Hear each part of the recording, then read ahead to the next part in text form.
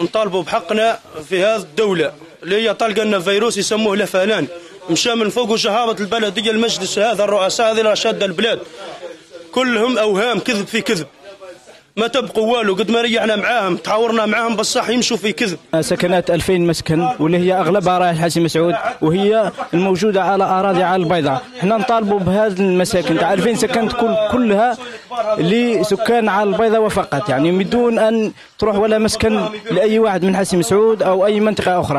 هذا عاد يستفز في الشباب، رئيس بلديه يقول لهم اروحوا اضربوني كانكم مش باغيين، يستفز في الشباب واش يضربوه. بصح الشباب هذا واعي، ما نلحقوش لهذه المشاكل.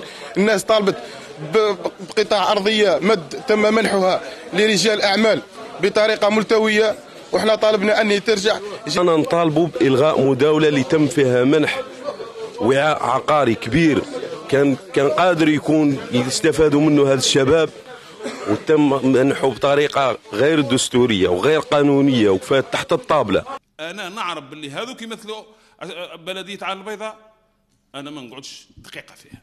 زيد بالنسبه قادر يجوا اشخاص واحد اخر ماناش باقيين ندخلوا في جدال، يجوني واحد نفهمهم الجهات اللي راهي من وراها واللي راهي تتفاوض معايا، وانايا ما كان حتى واحد اللي يلوي لي ذراعي الا مول الحق.